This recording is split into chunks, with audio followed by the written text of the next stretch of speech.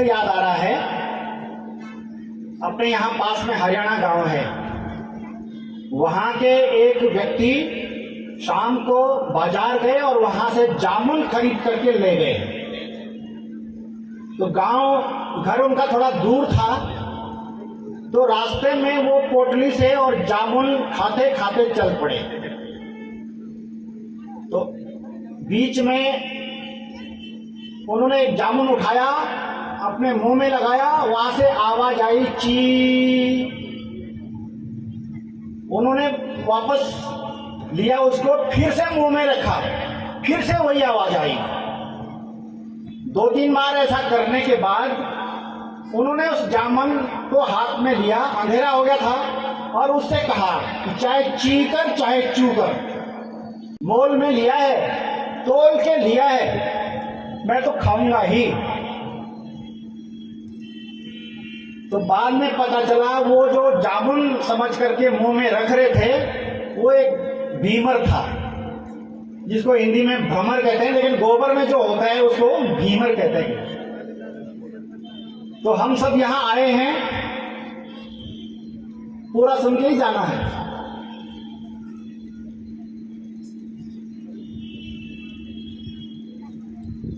तो आज जिस उपलक्ष्य में हम सब यहां पर एकत्र हुए हैं, हिंदू सम्मेलन के नाम पर, जिस महापुरुष के कारण हम सब आज यहां एकत्र हैं, उनके बारे में मुझे कुछ कहा गया है कि मुझे कुछ बताना है।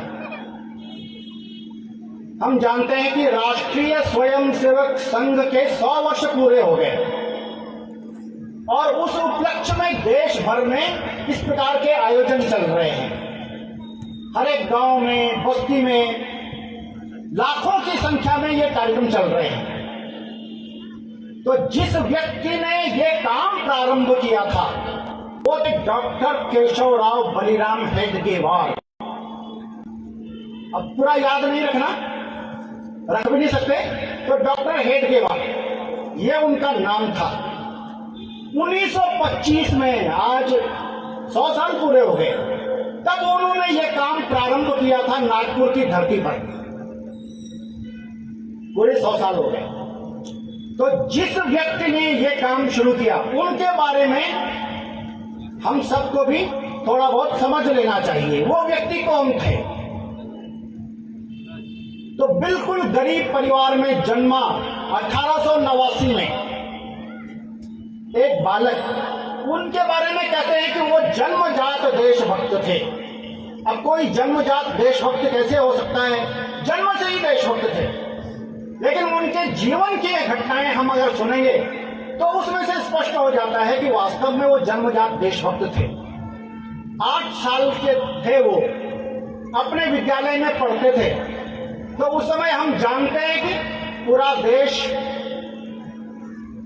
गुलामी की जंजीरों में जकड़ा हुआ था। हम अंग्रेजों के गुलाम थे, और रानी विक्टोरिया, उस समय जो अंग्रेजों की महारानी थी, उसके 60 साल पूरे हो गए थे उनके राज्य के। उस खुशी में देश भर में मिठाइयां बांटी जा रही थी। इस बालक को भी मिली मिठाई। हाथ में मिठाई आते ही स्वाभाविक जिज्ञासा हुई बालक की कि ये किस उपलक्ष्य में है। तो पता चला ये जो मिठाई है ये रानी विक्टोरिया के 60 साल पूरे होने पर बांटी जा रही है। तो तुरंत ये सुनते ही उस बालक ने उस मिठाई को कूड़े के ढेर में फेंक दिया कि जिन लोगों ने हमको गुलाम बनाया हुआ है उनकी खुशी में हम तो शामिल हों। वो मिठाई फेंक दी।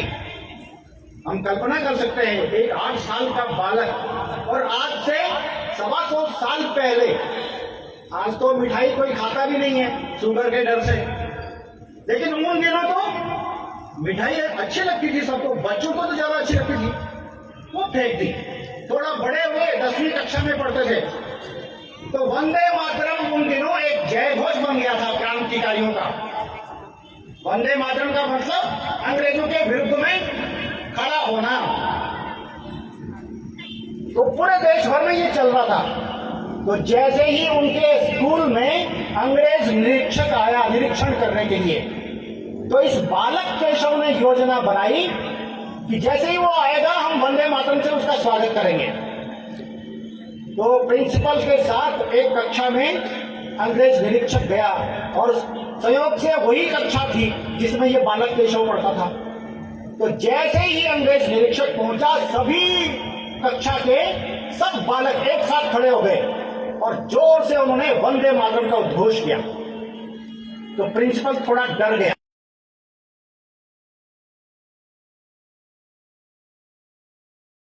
शरारती है, दूसरी कक्षा में चलते हैं। दूसरी में गए, वहां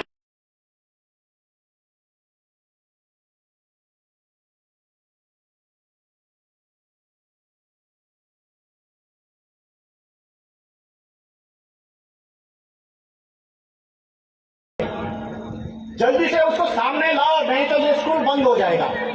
किसी ने भी नाम नहीं लिया और वो स्कूल बंद हो गया। जब स्कूल बंद हो गया तो फिर जो पेरेंट्स थे, माता पिता, उनको चिंता हो गई। जो स्कूल था उसका भी नुकसान हो रहा था। तो फिर ये कहा गया कि जितने भी बच्चे थे वो सब सामने आए और उनसे केवल इतना कहा जाएगा, इतना पूछा जाएगा कि तुमने गलती की है ना, तो केवल अपनी गर्दन झुकानी है। ये माना जाएगा कि तुमने माफी मांग ली। तो सब बालकों ने एक एक करके आए और गर्दन झुकाई। लेकिन ये जो बालक केशव था, इसने गर्दन नहीं झुकाई। एकदम ने कोई गलत नहीं किया। ये देश हमारा है, वंदे मातरम को हमारा अधिकार है बोलने का। वंदे मातरम यानी मां की वंदना करना, इसमें गलत किया है। तो उस बालक को स्कूल से निकाला गया, दूसरे विद्यालय से पढ़ाई पूरी की और फिर जाकर के उस समय कलकत्ता गए। किस लिए? एमबीबीएस करने के लिए। नागपुर में जन्मा बालक और एमबीबीएस करने के लिए कलकत्ता जा रहा है। बंबई में भी मेडिकल कॉलेज थे, पुणे में था, लेकिन वहां न जाकर के और इतनी दूर क्यों? क्योंकि उस समय कलकत्ता क्रांतिकारियों का गढ़ था। ये बालक वहां एमबीबीएस करने पहुंच गया। वहां अनुशीलन समिति, क्रांतिकारियों की एक संस्था थी, उसमें शामिल हो गया ये बालक और अनेक क्रांतिकारियों से, भगत सिंह, राजगुरु, सुखदेव, इनके साथ काम करने का अवसर आया। फिर एमबीबीएस पूरी करने के बाद डॉक्टरी शुरू की उन्होंने। परिवार की हालत बहुत अच्छी नहीं थी, उसके बाद भी विवाह नहीं किया और चिकित्सालय नहीं खोला। कांग्रेस में शामिल हो गए और उस समय जो कांग्रेस थी वो तो देश की आजादी के लिए ही बनी थी। उसमें शामिल होकर के मध्य भारत प्रांत के, और वो जनरल सेक्रेटरी थे उस समय। और 1920 में जो महात्मा गांधी जी ने असहयोग आंदोलन प्रारंभ किया था, उसमें सक्रियता से भाग लिया और जगह जगह उन्होंने भाषण दिए अंग्रेजों के खिलाफ और उसके कारण से उनको गिरफ्तार कर लिया गया। देशद्रोह का मुकदमा उनके ऊपर लगाया गया। उन्होंने अपना कोई वकील नहीं किया, अदालत में उन्होंने खड़े होकर के स्वयं अपनी वकालत की और उन्होंने कहा कि वंदे मातरम बोलना ये गलत कहां से हो गया? ये तो हमारा अधिकार है, हम इस देश के मालिक हैं। अंग्रेज बाहर से आए हैं, हमको जबरदस्ती गुलाम बनाया उन्होंने। तो फिर न्यायाधीश ने कहा, जज ने कहा कि तुमने जो भी भाषण दिया होगा वो तो जैसा भी होगा वैसा होगा, लेकिन यहाँ कोर्ट में तुमने जो कहा है वो उससे भी ज्यादा खतरनाक है, इसलिए तुमको 1 साल की कैद दी जाती है। तो ये जो बालक केशव था, इसको 1 साल का कारावास हो गया। जेल में जब ये केशव, डॉक्टर केशव हो गए थे, तब जेल में इन्होंने चिंतन प्रारंभ किया कि हमारा देश इतना बड़ा है, हम किसी भी बात में कमी नहीं है, जनसंख्या में हम कम नहीं, धन में हम कम नहीं, सोने की चिड़िया हमारे देश को कहा जाता था, और ज्ञान में किसी भी क्षेत्र में हम कम नहीं, फिर भी थोड़े से लोग आते हैं और आकर के हमको गुलाम बना जाते हैं। कभी शक आए, कभी हूण आए, कभी कुषाण, कभी तातार, बालीग, मंगोल, मुगल, पठान, ईरानी, तुरानी, अफगानी, फ्रेंच, डच, पुर्तगीज और अंग्रेज, जो भी आता है हमको गुलाम बना जाता है। आते कितने हैं, ये मुट्ठी भर होते हैं, और हम सब इतने हैं फिर भी हम गुलाम हो जाते हैं। क्यों? आखिर ऐसा होता क्यों है? ये चिंतन उनका जेल में चला और इस निष्कर्ष पर पहुंचे वो कि हम इस देश के जो लोग हैं, जो इस देश को अपना मानते हैं, वो आपस में एक नहीं है। उनमें आपस में फूट है। कोई प्रांतों में बटा हुआ है, कोई जातियों में बटा हुआ है, कोई स्वार्थ के कारण से काम कर रहा है। इस कारण से हम बार बार गुलाम होते हैं। अगर हम आजाद हो भी गए तो इस बात की गारंटी क्या है कि हम फिर से गुलाम नहीं होंगे? तो इसलिए इस देश का जो मूल समाज है उसको ठीक करना पड़ेगा। कौन करेगा ये? तो वो बड़े बड़े लोगों के पास गए, जेल से बाहर आने के बाद महात्मा गांधी जी के पास, सुभाष चंद्र बोस जी के पास, लोकमान्य तिलक, रविन्द्रनाथ ठाकुर, महर्षि अरविंद घोष, इन सब बड़े बड़े लोगों के पास गए और इस देश की समस्या बताई उन्होंने। सबने कहा बात बिल्कुल ठीक कर रहे हो आप, लेकिन ये काम कौन करेगा? इस देश के लोगों को ठीक करने का काम, ये तो लंबी प्रक्रिया है, इसको कौन करेगा? तो फिर उस बालक केशव ने कुछ नहीं कहा, बालक नहीं, डॉक्टर केशव हेडगेवार ने, और बिना बोले मैं डॉक्टर हेडगेवार ये काम शुरू करूंगा, ऐसा सोच करके उन्होंने काम प्रारंभ कर दिया। नागपुर में 1925 में विजयदशमी के दिन छोटे छोटे बालकों को लेकर के संघ की शाखा शुरू कर दी। अब लोगों ने उनको कहा ये पागल हो गए, क्योंकि एक 35 साल का डॉक्टरी की जिसने पढ़ाई की है वो अगर छोटे छोटे बच्चों को लेकर के खेल रहा है तो लोग क्या समझेंगे? ये थोड़ा सा स्क्रू ढीला हो गया इसका, ये सठिया गया, ऐसा लोगों ने कहा। लेकिन उन्होंने चिंता नहीं की। 10 साल तक उसी शाखा पर उन्होंने उन बालकों को संस्कारित किया और फिर वही बालक भारत के सभी प्रांतों में गए और उन्होंने वहां संघ की शाखाएं प्रारंभ की। 1940 में उनका देहांत हो गया, वो चल बसे, लेकिन तब तक भारत के प्रत्येक राज्य में संघ की शाखा पहुंच गई। उसके बाद पूज्य श्री गुरुजी गोलवलकर जी वो संघ के सर संघ चालक बने। उन्होंने देश भर के युवकों को आह्वान किया और सबने अपनी नौकरियां छोड़ करके, पढ़ाई पूरी करके और संघ के प्रचारक के रूप में काम करना प्रारंभ किया। 1948 तक इतना काम हो गया था, एक ताकत हो गई थी संघ। लेकिन इतनी भी ताकत नहीं थी कि हम देश का विभाजन रोक पाते। 1948 में देश का विभाजन हो गया और उसके बाद महात्मा गांधी जी की हत्या हो गई। तो संघ क्योंकि एक ताकत बन गया था, तो कुछ राजनीतिक लोगों को, पार्टियों को लगा कि कहीं राजनीति में ना आ जाएं, तो संघ पर प्रतिबंध लगा दिया गया। तो संघ की तरफ से बोलने वाला कोई नहीं था संसद में। तो फिर आवश्यकता हुई कि नहीं, राजनीतिक क्षेत्र में भी कोई संघ के पक्ष में बोलने वाला होना चाहिए। फिर श्यामा प्रसाद मुखर्जी, उनको लेकर के जनसंघ प्रारंभ हुआ। 1948 में विद्यार्थी परिषद शुरू हुआ, फिर भारतीय मजदूर संघ, फिर विश्व हिंदू परिषद, वनवासी कल्याण आश्रम, बहुत सारे संगठन समाज जीवन के जिस भी क्षेत्र में जाएं, चाहे वो शिक्षा हो, चाहे वो कृषक हो, मजदूर हो, धार्मिक क्षेत्र है, राजनीतिक क्षेत्र है, सांस्कृतिक क्षेत्र है, खेल जगत है, सब में संगठन प्रारंभ कर लिए संघ के स्वयंसेवकों ने। और संघ एक वटवृक्ष के रूप में खड़ा हो गया। वटवृक्ष यानी ऐसा वृक्ष होता है जिसकी जो शाखाएं हैं वो जड़ें पकड़ लेती हैं, वो स्वयं सक्षम हो जाती है।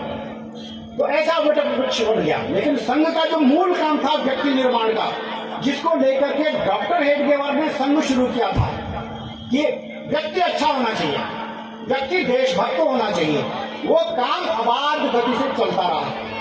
1962 की एक घटना है, भारत और चीन का जब युद्ध हुआ, युद्ध चल रहा था, तो असम का एक सीमांत गांव है तेजपुर। तो वहां संघ की एक शाखा लगती थी हमारी, वहां भी शाखा लगती थी। तो क्योंकि कम्युनिस्ट पार्टियों ने शोर मचाना शुरू कर दिया कि भागो भागो, चीनी सेना आ रही है, उनके पास अत्याधुनिक हथियार हैं। और हमारे देश की जो पॉलिसी थी, जो नीति थी, उस समय जो देश के प्रधानमंत्री थे पंडित जवाहरलाल नेहरू जी, उनकी तो नीति थी हम किसी पर आक्रमण करेंगे ही नहीं, तो कोई हम पर क्यों करेगा, इसलिए हिंदू चीनी भाई भाई, इसलिए रक्षा बजट पर कोई ध्यान नहीं दिया गया। हमारे हथियार पुराने हो गए।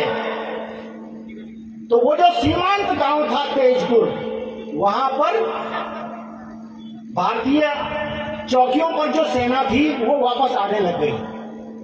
क्यों? क्योंकि उनके पास अत्याधुनिक हथियार नहीं थे और चीनी सैनिकों के पास तो एकदम अत्याधुनिक है। गांव के गांव पलायन करने लगे।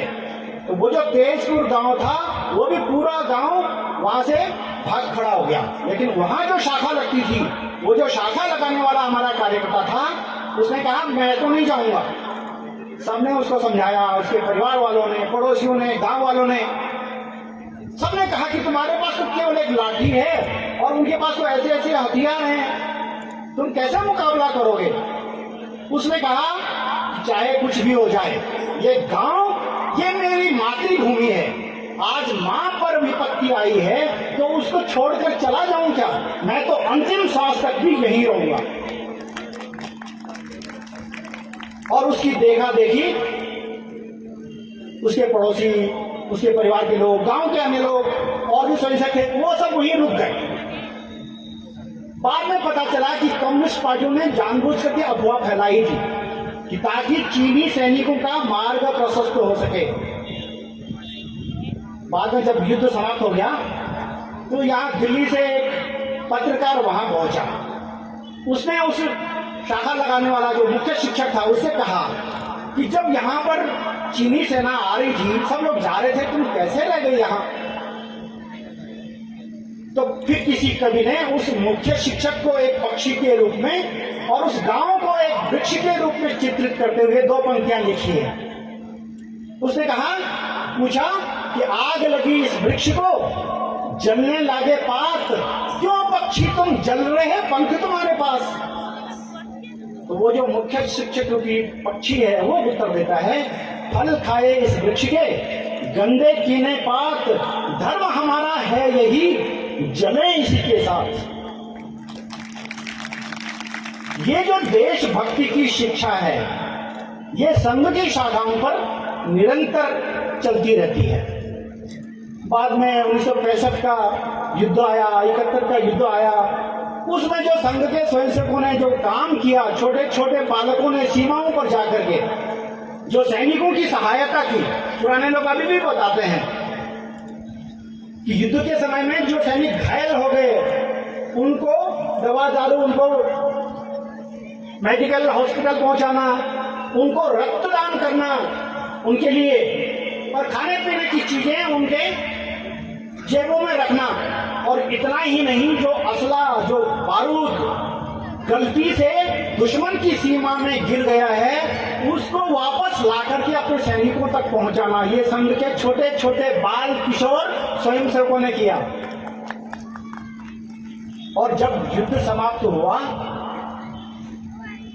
तो पंजाब के वहां के जो सेना के अधिकारी थे, उन्होंने उन बाल किशोर स्वयंसेवकों को एक साथ लिया और उनके साथ बातचीत की। उनसे पूछा कि हम जो सैनिक हैं, हमको युद्ध में अगर कुछ हो जाता है तो किसी को मेडल मिलता है, पुरस्कार मिलता है, धन आदि मिलता है, तुमको कुछ हो जाता तो तुम्हें क्या मिलता। तो उन सब स्वयंसेवकों, छोटे छोटे बाल किशोर स्वयंसेवकों का सामूहिक उत्तर था कि हमको लाहौर मिलता। इसलिए संघ में कहते हैं, गीत गाते हैं हम, नहीं चाहिए पद यश गरिमा, सभी चढ़े मां के चरणों में, भारत माता की जय केवल शब्द पड़े जग के चरणों में, ऐसा हम गीत बोलते हैं।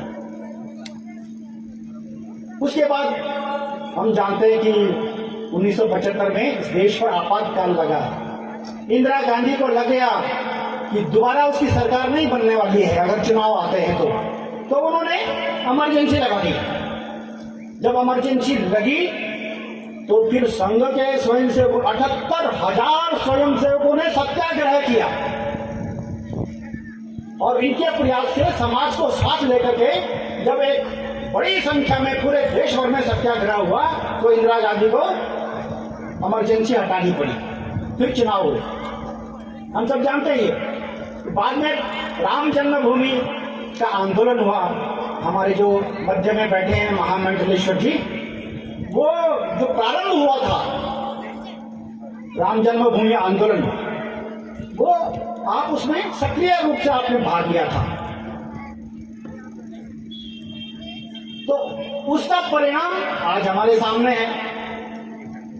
फिर स्वयंसेवकों के प्रयास से ही धारा 370 है, अमरनाथ श्राइन बोर्ड है, अनेक ऐसे आंदोलन हुए जो हमें सफलतापूर्वक, जिसमें हमको सफलता मिली है।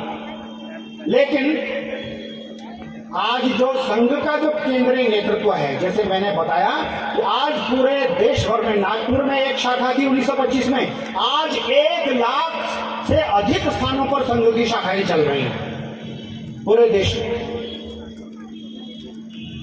लेकिन संघ का जो हमारा केंद्रीय नेतृत्व है वो कहता है कि इतने से पर्याप्त नहीं है, शाखाओं पर कितने लोग आएंगे, हमारी जो जनसंख्या है वो तो 145-50 करोड़ पहुंच गई, तो ये सब आएंगे तो जगह कहां होगी। तो संघ आज कहता है, हमारा केंद्रीय नेतृत्व पंच परिवर्तन की बात करता है, 5 परिवर्तन लाने होंगे, तब संघ का जो उद्देश्य है, जो लक्ष्य है, इस देश को फिर से विश्व के गुरु स्थान पर स्थापित करना, फिर से परम वैभव, उन्नति के शिखर पर पहुंचा देना, ये संघ का लक्ष्य है। तो वो लक्ष्य तब प्राप्त होगा जब हम पंच परिवर्तन अपने जीवन में, अपने व्यवहार में उतारेंगे। और वो पंच परिवर्तन क्या है? एक है कुटुंब प्रबोधन, परिवार प्रबोधन, परिवार में जो संस्कार व्यवस्था है ये हमारी ठीक होनी चाहिए। आज जो संस्कार हैं, संस्कारों में कितनी ताकत होती है हम सब जानते हैं। विनोबा भावे, ये नाम सुना होगा सबने। ये जब बालक थे तो अपने माँ के साथ अपने घर में रहते थे। उनके घर के आंगन में एक बहुत बड़ा कटहल का पेड़ था। तो वो जो कटहल का पेड़ था उसमें कटहल पक गया। पकने के बाद कटहल बहुत मीठा होता है, ऐसा मैंने सुना है। तो जब वो कटहल उतारा गया तो उस बालक ने कहा अपनी माँ को कि माँ कटहल दो, मुझे भूख लगी है। माँ ने कहा कि तू देवता है कि राक्षस है? अब ये बालक सोच रहा है मुझे भूख लगी है, मैं कटहल मांग रहा हूँ, देवता और राक्षस कहाँ से आ गए? लेकिन कोई भी बालक राक्षस कहलाना पसंद नहीं करता। तो उस बालक ने कहा कि मैं देवता हूँ। तो माँ ने कहा कि तू देवता है तो अलमारी में दोने रखे हैं, उनको लेकर के आ जा। बालक दौड़ करके गया, दोने लेकर के आ गया। इतने में माँ ने उस कटहल को काट करके उन दोनों में रख दिया। बालक फिर बोलता है कि माँ भूख लगी है, कटहल दो। तो माँ ने फिर कहा तू देवता है कि राक्षस है? मैं देवता हूँ। तो माँ ने कहा अच्छा देवता है ना, तो ये जो दोनों में जो कटहल रखा ना, ये मोहल्ले में बांट करके आ, सबको दे। तो बालक दोनों हाथों में लेकर के दौड़ दौड़ करके और पूरे मोहल्ले में उसने कटहल बांट दिया। जब सबको बांट दिया, वापस आया, फिर माँ से कहा कि माँ अब तो मैं सबको बांट भी आया, अब 2 कटहल, मुझे भूख लगी है। माँ ने कहा कि ठीक है खा ले। फिर उसको दिया। अब कटहल खाते खाते ये बालक पूछता है कि माँ जब भी मैं तुझसे ये पूछती थी कि मुझे कटहल दे, भूख लगी है, तू ये क्यों कहती थी कि तू देवता है कि राक्षस है? माँ ने कहा कि जो देता है वो देवता होता है, जो रख लेता है वो राक्षस होता है। इसी सूत्र को उस बालक ने याद रखा और जब वो बड़ा हुआ तो बड़े बड़े जमींदारों के पास गया कि तुमने इतनी सारी जमीन रखी हुई है, कुछ उनको क्यों नहीं दे देते जो जरूरतमंद हैं? क्यों? क्योंकि जो देता है वो देवता होता है, जो रख लेता है वो राक्षस होता है। तो बचपन में माँ के द्वारा सुना गया वो सूत्र उस बालक ने याद रखा, वो संस्कार है। तो वो ये जो संस्कार पद्धति है, ये आज हम परिवारों में हम कितना दे रहे हैं? बहुत सारे माताएं कहती हैं ये जो बच्चा है ना, ये मोबाइल के बिना खाना ही नहीं खाता। अब प्रश्न ये है कि इसको ये आदत लगाई किसने? बाद में फिर रोते हैं। आज हमारे जो नई पीढ़ी है उन सबको बिल गेट्स का नाम पता है, मार्क जुकरबर्ग का नाम पता है, स्टीव जॉन कौन है ये पता है, एलन मस्क दुनिया का सबसे अमीर आदमी है ये भी पता है, चैट जीपीटी के सीईओ सैम ऑल्टमैन ये पता है। लेकिन उसको क्या नचिकेता के बारे में पता है क्या वो आरुणि के बारे में जानता है क्या? श्रवण कुमार की घटना हमने बताई क्या? हरिश्चंद्र सत्य के लिए अडिग रहे ये हम बताते हैं क्या? ये कौन बताएगा? स्कूलों में तो ये शिक्षा नहीं दी जा रही है। और जो महापुरुष हैं, वीर पुरुष हैं, उनके बारे में कौन बताएगा जिन्होंने इस देश के लिए काम किया है? अब चमकौर दुर्ग पर युद्ध हुआ, बाबा अजीत सिंह और जुझार सिंह वो शहीद हो गए। फिर बाद में श्री गुरु गोविंद सिंह जी की जो दो छोटे साहबजादे थे वो सरहिंद की दीवारों में जिंदा ही चिनवा दिए गए, बाबा जोरावर सिंह, बाबा फतेह सिंह। क्यों? क्योंकि उन्होंने इस्लाम स्वीकार नहीं किया। जब उनको दीवारों में चुनवाया जा रहा था और वो दीवार यहां तक आ गई, गले तक, फिर काजी ने उनको कहा कि अभी भी वक्त है, इस्लाम स्वीकार कर लो, तुमको जिंदा छोड़ देंगे। तो हम संघ में शाखाओं पर कविता बोलते हैं। जोरावर जोर से बोला, फतेह सिंह शोर से बोला, रखो ईंटें भरो गारे, चुनो दीवार हत्यारे, निकलती सांस बोलेगी हमारी लाश बोलेगी, यही दीवार बोलेगी हजारों बार बोलेगी। आज जब हम सरहिंद जाते हैं तो वो दर्शन करते हैं, तो ये घटनाएं कौन बताएगा अपने परिवारों में? इसलिए आप सबसे निवेदन है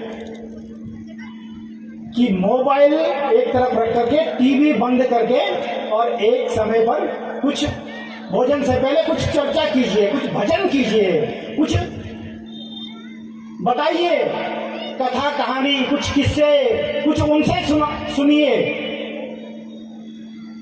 तब ये संस्कार जाएंगे।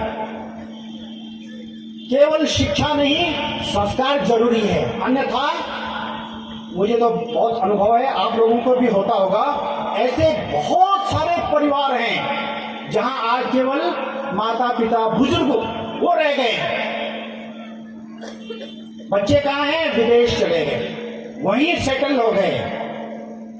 जब वो विदेश में पढ़ाई करने के लिए जा रहे थे, बड़े गर्व से कहते थे कि हमारा बेटा तो विदेश जा रहा है पढ़ने के लिए, हमारा बेटा तो विदेश चला गया, वो यूएस में रह रहा है, वहीं अच्छी जॉब मिल गई उसको।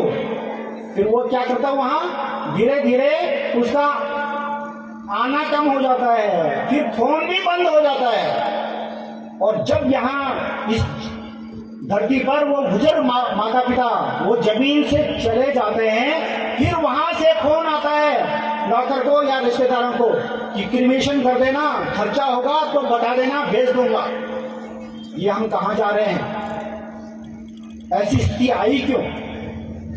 और अभी अभी तो मुझे कोई बता रहा था कि दो भाई थे, दोनों विदेश में थे, तो यहाँ माता पिता बुजुर्ग माता जी चली गई, तो इन्होंने पिताजी ने बताया होगा अपने बच्चों को, तो बड़े भाई ने कहा छोटे भाई को कि तू चला जा, अभी तो तू चला जा, जब पिताजी मरेंगे तब मैं जाऊंगा। तो ये छोटा भाई आया, तो इसके पिताजी ने कहा कि वो तेरा भाई क्यों नहीं आया? कि नहीं, उसने कहा कि जब तुम्हारी डेथ हो जाएगी मैं तब आऊंगा। तो ये जो बुजुर्ग पिता थे ये अंदर गए, उन्होंने अपनी लाइसेंसी रिवॉल्वर ली और पहले कुछ लिखा, अपनी जो संपत्ति थी वो सारी दान कर दी और ट्रैगर दबा दिया, खत्म कर दिया अपने आप को। किस लिए जिंदा रहना है? तो ये कहां तक जा रही है दुनिया?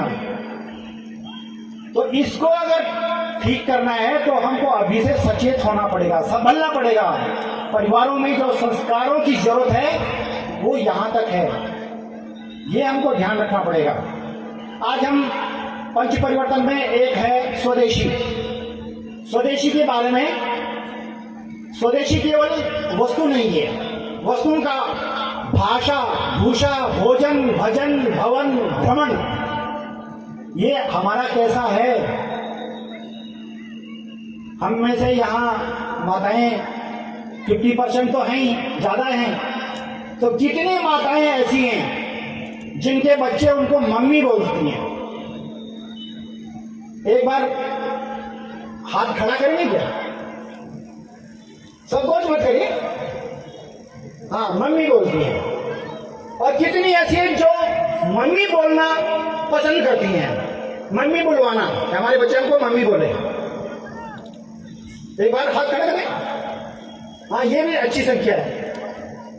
लेकिन अगर हम गूगल पर सर्च करें तो मम्मी MUMMY, मम्मी का अर्थ क्या होता है? यहां पर अंग्रेजी की अध्यापिका बैठी है तो इनको पता है, मम्मी का अर्थ होता है भूतनी।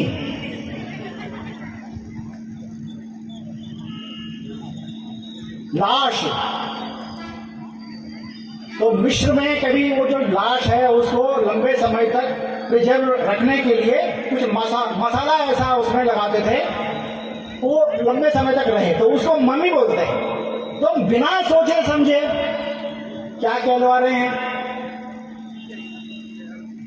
तो एक बार एक बालिका, एक जगह मैंने ऐसा ही बोला, तो उस बालिका ने कहा बाद में कि आपने बहुत अच्छा बताया, अब जब भी मैं घर जाऊंगी ना, मम्मी से मेरी लड़ाई होगी तो मैं उसको मम्मी बोलूंगी।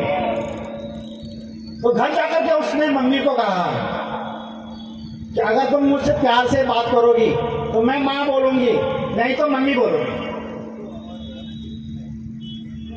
हमारे यहाँ कहते हैं ना, अगर दो लोगों में लड़ाई हो जाए तो गाली देते, अरे भूतनी के, कहते ना। तो और पिताजी को पहले ही हमने डैड कर दिया। तो क्या सिखा रहे हैं हम? हमारे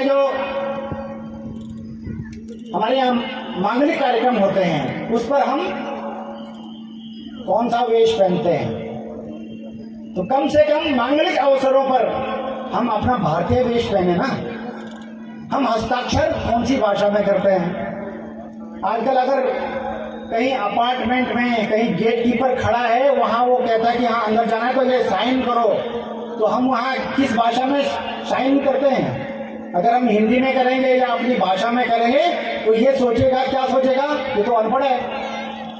तो इतनी हीन भावना हमारे अंदर आ गई है अपनी भाषा, अपनी चीजों को लेकर के। हमारे जो निमंत्रण पत्र होते हैं शादी ब्याह में हम जो देते हैं, ऐसे कौन से लोग हैं जो हिंदी नहीं जिनको आती है, अंग्रेजी में लिखेंगे? क्यों?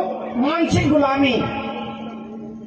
हमारा जो खाने पीने का जो कल्चर है, मैं बात करूं वेश, भूषा, भाषा, भजन, भोजन, भ्रमण और भवन, ये जो 6-7 चीजें हैं ये अपनी होनी चाहिए ना। तो ये है स्वदेशी का अर्थ। फास्ट फूड, आज ये जो नई पीढ़ी है, खास करके जो टीनएजर्स हैं, क्या खा रहे हैं? और हम भी हाँ मंगवा ले, थोड़ा सा उसमें खुद भी चटकारा ले लेते हैं। हमारे यहाँ तो 56 प्रकार के व्यंजन होते हैं, 36 प्रकार के, तो वो बना करके वो खाएं, वो खिलाएं, अपने घर में बना हुआ है। हमारा घर कैसा हो? घूमने के लिए हम कौन से स्थानों पर जाते हैं? तीर्थ स्थान है, ऐतिहासिक स्थान है, तो ये है स्वदेशी, स्व का भाव, हमारा अपना क्या है, ये संघ आज बोल रहा है। पर्यावरण के बारे में बोल रहा है। आज पर्यावरण की बहुत बड़ी बड़ी बातें होती हैं। ये जो ओजोन लेयर है ये पिघल रही है। अब मैं पिछले 3 साल से शिमला में रह रहा हूँ, बर्फ तो दिखी नहीं। पहले कहते थे बहुत बर्फ पड़ती थी, पहाड़ियां बिल्कुल काली पड़ गई। और केवल उत्तराखंड का मैं रहने वाला हूं और शिमला में रहता हूं, तो दोनों जगह यही हाल है। ग्लेशियर पिघल रहे हैं, समुद्र का जल स्तर बढ़ रहा है, क्लाइमेट चेंज हो रहा है, मानसून की दिशा बदल गई और बीकानेर में, बाड़मेर में बाढ़ आ रही है। लेह लद्दाख में कभी पानी नहीं पड़ता था, वहां भी बाढ़ आ रही है। असम में सूखा पड़ रहा है। क्लाइमेट चेंज हो गया।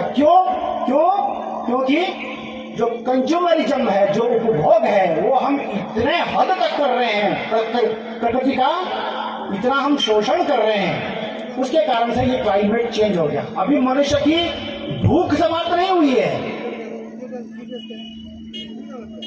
लेकिन हम बहुत बड़ा योगदान नहीं दे सकते हैं। लेकिन 3 बातें हैं: पानी, पेड़ और पौधा, पानी, पेड़ और प्लास्टिक। इसके बारे में हम कैसा उपयोग करते हैं, ये बात है। और अंतिम बात नागरिक कर्तव्य की है। आज अधिकारों की बात सब करते हैं, ये हमारा अधिकार है, लेकिन कर्तव्यों की बात कौन करते हैं?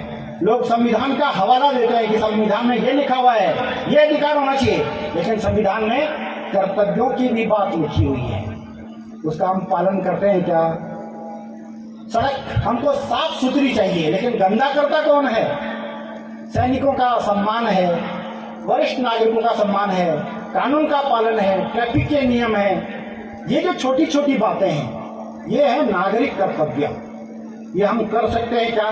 करना ही चाहिए, तब हम आगे बढ़ेंगे ना। तो बहुत सारी बातें हैं, लेकिन मुझे जो कहा गया था कि संघ के 100 वर्षों की यात्रा पर आपने बोलना है, तो मैंने कम समय में कोशिश की है कुछ विषय रखने की। बाकी और भी वक्ता है, मैं इतना ही बोल करके और अपनी बात को, अपनी वाणी को विराम देता हूं।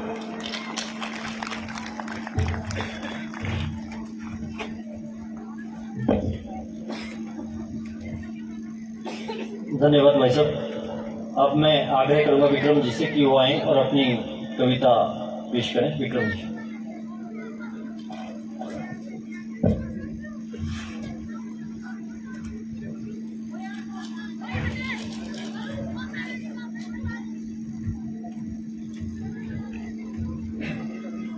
मंच पे विराजमान संत समाज का प्रतिनिधित्व कर रहे स्वामी प्रबोधानंद जी को मैं सर्वप्रथम नमन करता हूं। मंच पर विराजमान अन्य गणमान्य व्यक्तियों को भी मैं प्रणाम करता हूं। तत्पश्चात ये जो सनातन समाज का जन सैलाब इस चौगान के ऐतिहासिक मैदान में आज उमड़ा है, उसके अंदर विराजमान देव तत्व को मैं साष्टांग प्रणाम करता हूं। सनातन समाज के सभी बंधुओं, भगिनी, मैं आपसे एक आग्रह करूंगा कि एक उद्घोष जो गगनचुंबी, गगन को झंझोड़ के रखने वाला गगन भेदी उद्घोष जो है, मैं आपके साथ लगाना चाहूंगा, जो कि जिसकी गूंज गगन को भेदती हुई बांग्लादेश में हमारे हिंदू साथी जो कि अत्याचार झेल रहे हैं, प्रताड़ना झेल रहे हैं, उन तक पहुंचे और वो महसूस करें कि हम जो है अकेले नहीं हैं। नाहन के इस क्षेत्र में हिंदू समाज है जो हमारे साथ भले ही प्रत्यक्ष रूप से आज खड़ा नहीं है, लेकिन यहाँ बैठकर उनके लिए प्रार्थना कर रहा है। तो एक बार मैं उद्घोष में आप सभी का साथ चाहूंगा। जय श्री राम, जय श्री राम, हिंदू एकता जिंदाबाद, सनातन एकता जिंदाबाद। और मैं एक कविता के माध्यम से अपने कुछ भाव आपके साथ साझा करना चाहूंगा। वो कुछ आतंकवादी, कुछ और गैर जो है हिंदुओं पे जो अत्याचार कर रहे हैं, बड़ा ही कठिन सा समय आ गया है कि वो हमारी जात पूछकर, हिंदू हिंदू पूछकर हमारे ऊपर अत्याचार कर रहे हैं, गोली चला रहे हैं और तरह तरह की प्रताड़नाएं देना चाह रहे हैं। मैं एक कविता के माध्यम से आप सभी को जो है बांग्लादेश तक ये संदेश पहुंचाना चाहूंगा कि हिंदू है क्या, हिंदू असल में है क्या। हम सूर्य की प्रथम किरण से, हम सूर्य की प्रथम किरण से शांत और सौम्य सृष्टि के कारक हिंदू हैं। कौन है? हम सूर्य की प्रथम किरण से शांत और सौम्य सृष्टि के कारक हिंदू हैं, पर मारक शक्ति के केंद्र भी हम हैं, पर मारक शक्ति के केंद्र भी हम हैं। यह भी सबको स्मरण रहे, यह भी सबको स्मरण रहे। हम अहिंसा के प्रथम पक्षधर, हम अहिंसा के प्रथम पक्षधर शांति प्रचारक हिंदू हैं। हम अहिंसा के प्रथम पक्षधर शांति प्रचारक हिंदू हैं। कौन है? हम अहिंसा के प्रथम पक्षधर शांति प्रचारक हिंदू हैं, पर रौद्र रूप के जनक भी हम हैं, पर रौद्र रूप के जनक भी हम हैं। यह भी सबको स्मरण रहे, यह भी सबको स्मरण रहे। हम ऋषिकेश के गौमुख हैं, सब हमारी ही जलधारा है। हम ऋषिकेश के गौमुख हैं, सब हमारी ही जलधारा है। जीवनदायी प्रवृत्ति के परिचायक, जीवनदायी प्रवृत्ति के परिचायक, सर्व पालन करता हम हिंदू हैं। पर परशुराम सी प्रवृत्ति भी, पर परशुराम सी प्रवृत्ति भी हमारा ही स्वरूप है। यह भी सबको स्मरण रहे, यह भी सबको स्मरण रहे। हम पुष्कर के अमर सरोवर, हम पुष्कर के अमर सरोवर जहां से जग आरंभ हुआ, हम पुष्कर के अमर सरोवर जहां से जग आरंभ हुआ। गोवर्धन कनिष्ठा पर धारण कर, गोवर्धन कनिष्ठा पर धारण कर। जग के रक्षक हम हिंदू हैं, जग के रक्षक हम हिंदू हैं। पर सुर असुर संग्राम में, पर सुर असुर संग्राम में हम रक्त पिपासु बन जाते हैं, पर सुर असुर संग्राम में हम रक्त पिपासु बन जाते हैं। यह भी सबको स्मरण रहे, यह भी सबको स्मरण रहे। पुनः एक बार उद्घोष, जय श्री राम, जय जय श्री राम। हिंदू एकता जिंदाबाद, सनातन एकता जिंदाबाद। धन्यवाद। जय श्री राम।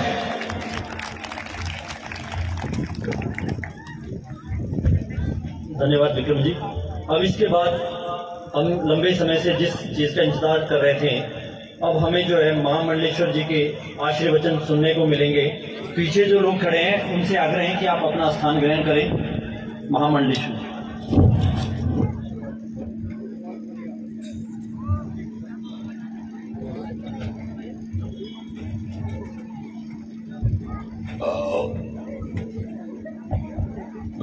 हरि ओम। गुरुर्ब्रह्मा गुरुर्विष्णु गुरुर्देवो महेश्वरा, गुरुर् साक्षात् परम ब्रह्म, तस्मै श्री गुरुवे नमः, तस्मै श्री गुरुवे नमः। परमपिता परमेश्वर की कृपा से हम सब ईश्वरीय कार्य में विशाल हिंदू सम्मेलन में उपस्थित हुए हैं। ऐसी कृपा हम सब पर सदा सर्वदा बनी रहे, ऐसी मैं भगवान से प्रार्थना करता हूं।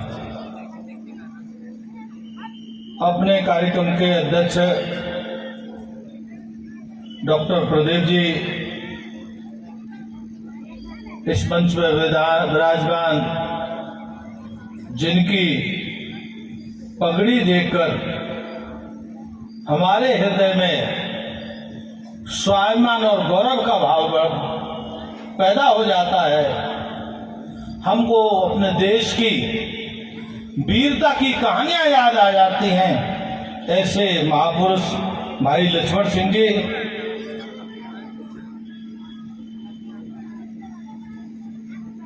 श्रीमती अंजना जी और अभी मुझसे पूर्व वक्ता, जिनका ध्येय अपना सर्वस्व इस राष्ट्र के लिए समर्पित कर दें, तन समर्पित, मन समर्पित और यह जीवन समर्पित। चाहता हूं देश की धरती तुझे कुछ और दूं। ऐसी एक संग्रह प्रचारक की परंपरा निकाली। उसी प्रचारक परंपरा के बाहर और हमारे इस उत्तर भारत के क्षेत्रीय बौद्धिक प्रमुख श्रीमान हरीश जी और नाहन से दूर दूर से आए हुए सभी भक्तवृंद, माताओं, बहनों और भाइयों, मैंने शुरुआत ही की कि हम सब बड़े सौभाग्यशाली हैं। और मैंने सौभाग्यशाली इसलिए किया कि पूरे विश्व में अगर कोई सुंदर स्थान है जिसके लिए देवता भी तरसते हैं, देवता इस भारत भूमि पर जन्म लेने के लिए तरसते हैं, उस भारत भूमि ने मुझे अपने गोद में बैठने का अवसर दिया है, तो हम सब बहुत सौभाग्यशाली हैं। कई बार लगता होगा कि ये कोई रटा हुआ वाक्य तो नहीं, तो मुझे एक कथा याद आ जाती है। एक बार अमेरिका में एक संत गए, बहुत भारत के प्रसिद्ध संत। तो जैसे ही अमेरिका पहुंचे, तथाकथित अमेरिका के विद्वानों ने उनको घेर लिया और कहा कि महाराज श्री, भारत से बहुत संत आते हैं लेकिन अपना प्रवचन करके चले जाते हैं। आज आपको हमारे प्रश्नों के उत्तर देना होगा और प्रश्नों के उत्तर देकर के ही आप जा सकेंगे। हम इस बार प्रवचन नहीं सुनेंगे। संत बड़े सहज सरल थे, विद्वान थे, सिद्ध महापुरुष थे। भारत उनकी आज भी यशो गाथाएं गाता है। उनकी हम स्मरण करके भारत की बलिवेदी पे चलने को तैयार रहते हैं। ऐसे महापुरुष ने कहा कि अच्छा आप पूछो। हम लोग तो कहीं जाते हैं बिना तैयारी के जाते हैं। अंग्रेजों का स्वभाव होता है बिना तैयारी के नहीं जाते। उनके बाकायदे पूरे बहुत सारे प्रश्न थे और उन्होंने प्रश्न पूछना शुरू किया। पहला प्रश्न पूछा कि भारत के सारे लोग एक बात कहते हैं कि सवै भूमि गोपाल की, पूरा ब्रह्मांड का जर्रा जर्रा भगवान का है। संत ने कहा इसमें कोई दो राय नहीं है।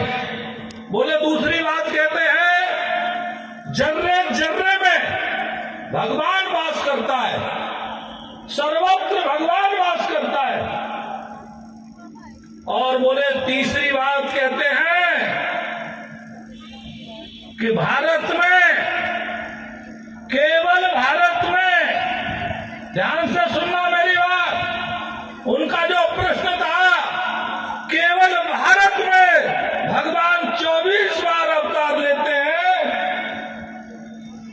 तो क्या भगवान भी भेदभाव करते हैं? जब सारी भूमि भारत में ही क्यों प्रकट होते हैं? और आप कहते हैं सभी भूमि को सब सर्वत्र विराजमान है, भारत में ही प्रकट क्यों होते हैं? क्या भगवान भी भेदभाव करते हैं? और जब भेदभाव करते हैं तो वो भगवान नहीं हो सकते। संत बड़े सहज थे, वो समझ गए। इनको अगर मैंने भाषण दिया तो भाषण समझ में नहीं आएगा, तो वो प्रश्न करके महोदय बैठने लगे। बैठते हुए उनको उठा लिया और पूछा, महोदय कहाँ रहते हो, आपका क्या परिचय है? कोई बड़े आदमी थे, उन्होंने पूरा गली मोहल्ला गांव बता दिया। और उसके बाद कहने लगे कि आपके घर में कितने कमरे हैं? बड़े आदमी थे, बता दिया 20-25 कमरों की कोठी है। उन्होंने क्वेश्चन किया, प्रश्न किया कि आप एक बात बताओ, आप जब अपने किसी गेस्ट से, हमारे यहाँ उसे हिंदी में अतिथि कहते हैं, अतिथि हमारे यहाँ देवता होता है, उनके यहाँ देवता नहीं होता, उनके यहाँ गेस्ट होता है। गेस्ट और देवता में बहुत अंतर है। तो उनको देवता ने मानते, उनको सीधे ही कहा कि जब आता आप अपने गेस्ट से, आने वाले गेस्ट से कहाँ मिलते हो? संत को थोड़ी ठिठोली सूझी। संत ने कहा, क्या आप उनसे बेडरूम में मिलते हो? तो वो नाराज होने लगे, कहने लगे बेडरूम कोई मिलने की जगह है? अरे क्यों नहीं भाई, आपका प्राइवेट रूम है, आपका अच्छा बना हुआ है, सब कुछ है। बोले बेडरूम कोई मिलने की जगह नहीं है। उनसे पूछा तो अच्छा, आप फिर किचन रूम में मिलते होंगे? बोले किचन रूम को मिलने की जगह। ऐसे ही उन्होंने मजाक करते हुए कहने लगे कि जब बाथरूम में मिलते हो क्या? और नाराज होने लगे, कह रहे महाराज क्या बोलते हो, ये सब कोई मिलने की जगह है? बोले तो फिर स्टडी रूम में मिल लेते होगे? बोले स्टडी रूम में कोई मिलने की जगह नहीं होती। उन्होंने कौन सी जगह होती है? बोले महाराज इतनी बात नहीं जानते। कहने लगे मैं सन्यासी हूँ और मैंने घर छोड़ा है, और घर छोड़ने के बाद मुझे पता नहीं किस रात किस जगह बिताई, कभी पेड़ के नीचे होती है और कभी कोई कहीं जगह देता है तो वहां रुक जाता हूँ। लेकिन कमरों में आप क्या क्या करते हो, कमरों का क्या काम है, हम नहीं जानते। आप ही बताओ कहाँ मिलते हो? तो कहने लगे मैं गेस्ट से ड्राइंग रूम में मिलता हूँ। पूछा ड्राइंग रूम में क्यों मिलते हो? आप जो है स्टडी रूम में क्यों नहीं मिलते?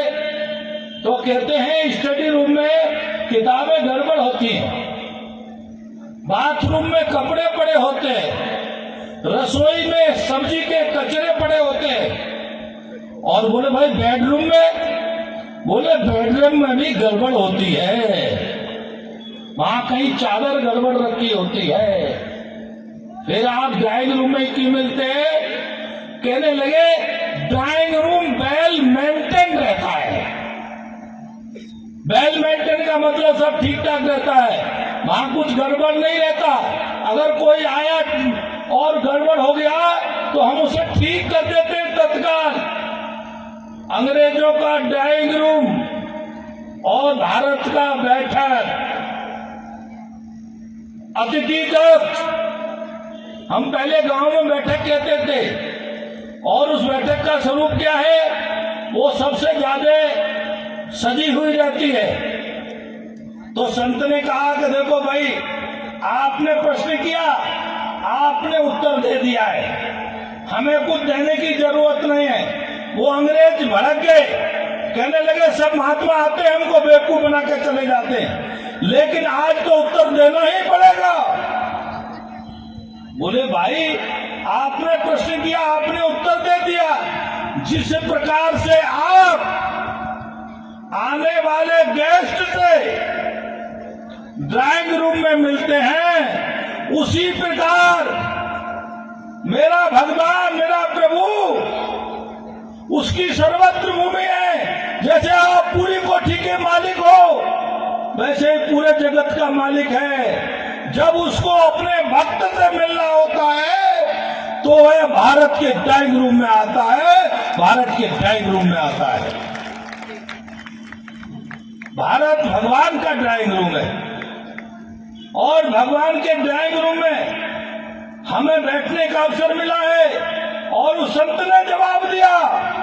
और वही आज काम राष्ट्रीय स्वयंसेवक संघ के एक एक कार्यकर्ता करता है। और संत ने जवाब दिया, हम कोई काम नहीं करते, हम तो केवल भगवान के ड्राइंग रूम को बार बार सजाने का काम करते हैं, बार बार सजाने का काम करते हैं। तो आप सब, हम सब बड़े सौभाग्यशाली हैं, हम सब भगवान के ड्राइंग रूम में। और हमारा काम क्या है? उसको सजाने का काम है।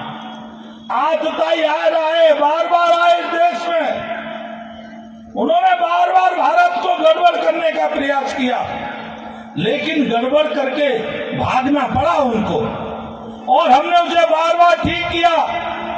आज भी भारत को बार बार गड़बड़ करने का प्रयास चल रहा है, लेकिन भगवान ने हमको भेजा है। और भगवान ने इसलिए भेजा है कि भारत के ड्राइंग रूम को हम सुंदर सजाएंगे। क्यों सजाएंगे? भारत वह भूमि है जहां पर सनातन धर्म का, आपको एक बात बता दूं, आप लोग गलती करते हो, सर्वधर्म समभाव सम्मेलनों का आयोजन करते हो और आप जाते हो। वास्तव में सर्वधर्म हो ही नहीं सकता। पूरे विश्व में एक ही धर्म है और उसका नाम है सनातन धर्म। बाकी पंथ है, संप्रदाय है, मजहब है, लेकिन पूरी धरती पर कोई दूसरा धर्म नहीं है, केवल एक ही धर्म है और उसका नाम है सनातन धर्म, जिसे आजकल हम सामान्य भाषा में हिंदू धर्म भी कह देते हैं। और उस सनातन धर्म में हमको पैदा होने का अवसर मिला है। और आपको एक बात बताना चाहता हूं, पूरे विश्व की अशांति को और पूरे विश्व की मानवता को अगर कोई बचाएगा या बचा रहा है तो केवल सनातन धर्म ही बचा रहा है और यही बचाएगा, कोई दूसरा नहीं बचा सकता। लेकिन भाई ये काम कैसे होगा? हमने अपने को छोटे छोटे भेदभाव में बांट रखा। हमने बहुत सारी जातियां बना ली, जबकि शास्त्रों के अनुसार जन्मते जायते शूद्र, जन्म से सभी शूद्र पैदा होते और काम से, कर्म के प्रभाव से ही वो ब्राह्मण बनते हैं, क्षत्रिय बनते हैं या वैश्य बनते हैं। लेकिन हमने कर्म का काम छोड़ दिया। हम अपने को बड़े सामान से कहते हैं कि हम ब्राह्मण, लेकिन क्या हम समाज को मार्गदर्शन का काम करते? नहीं करते। हम कहते हैं हम क्षत्रिय है, क्या हम समाज को छत्र देने का काम कर सकते हैं? क्या हम क्षत्रिय, हम समाज को पूरे को सुरक्षा दे सकते हैं? क्या आज हम अपनी सुरक्षा के लिए तरसते हैं और उस सब का कारण है हमने भेदभाव अपनाया। हम सब राम के वंशज हैं, हम कृष्ण के वंशज हैं, लेकिन सही मायने में हम राम को नहीं मानते। अगर हम राम को मानते होते तो आपको याद होना चाहिए, राम जानकी की खोज में चले थे और खोज करते करते दंडकारण्य में किसी ऋषि मुनि के आश्रम नहीं गए। जिसे आप बहुत छोटा कहते हो वो स्वयं भिल्ली कहती है सबरी अधम तिहारी। वो कहती है महाराज तो उस सबरी के यहाँ राम जी जाते हैं और उस सबरी के बेर झूठे बेर खाते हैं, अर्थात उसका प्रेम देखते हैं, उसका रंग रूप नहीं देखते। और हम कैसा भेदभाव करते हैं, हम रंग रूप देखते हैं और हम भगवान के प्रेमी बनना चाहते हैं। मैं तो इसे दूसरे तरीके से भी कहता हूं, भगवान ने ये अपनी जीवंत मालाओं के मन के दिए, ये मानव रूपी मन का है। जैसे माला में 108 मन के होते हैं और अगर एक मन का चला जाए, एक मन का टूट जाए तो फिर माला खंडित हो जाती है। और हमारे समाज का एक व्यक्ति हमसे चला जाए तो भगवान की माला खंडित नहीं होगी क्या? हमारे समाज का एक व्यक्ति हमारे व्यवहार के कारण से दुखी होकर के दूसरी तरफ चला जाए और वही हमारा दुश्मन बन जाए, वही आतताई बन जाए, वही जिहादी बन जाए, तो भगवान हमको क्या स्वीकार करेंगे? हम भगवान के मनकों को, भगवान के बनाए हुए लोगों से हम घृणा कर देंगे, भेदभाव करेंगे और छुआछूत करेंगे तो भगवान खुश नहीं हो सकता। ये मैं साधु होने के नाते, संत होने के तारे के कह सकता हूं। भगवान जब ही खुश होता है, संसार भगवान का बनाया हुआ है, लेकिन संसार के मनकों से हम अगर हृदय से प्यार करेंगे, हमारे हृदय में कहीं भी कटुता नहीं होगी, भेदभाव नहीं होगा, ऊंच नीच का भाव नहीं होगा। आप कोई भक्ति करो मत करो, मैं आपको एक सूत्र बता देता हूं। आप रोज आप हृदय में जिसे समाज में लोग अछूत कहते हैं, परित्यक्त कहते हैं, आप इसको हृदय से अछूत निकाल लो और ये कहो ये भगवान ने हमको कितना सुंदर भेजा है, ये जीव भगवान का है और मैं भगवान के जीव को मैं प्रेम करूंगा।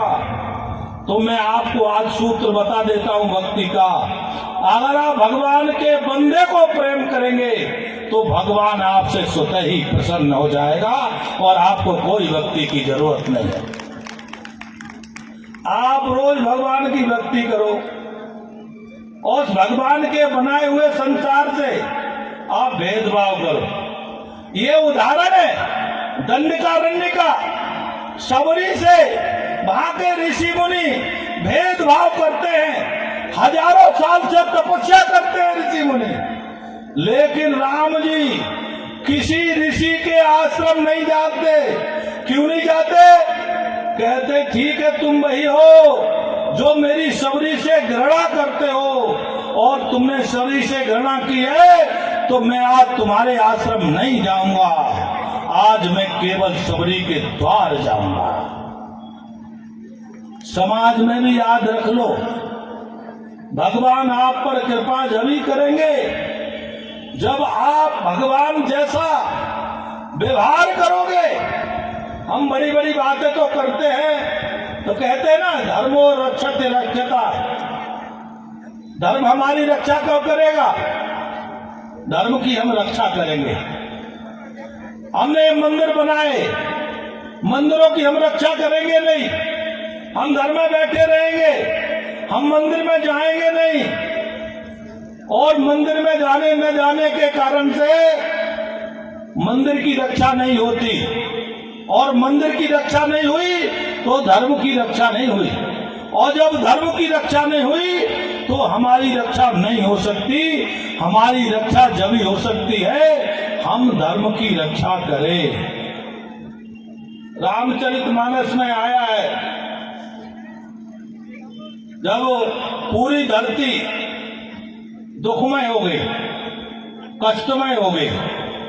तो सब पूछने लगे भगवान को ढूंढे तो ढूंढे कहाँ? भगवान शंकर पार्वती से स्वयं कहते, पार्वती से कहते, पार्वती सुनो, मैं उस सभा में भी था और सारे भगवान को ढूंढ रहे थे।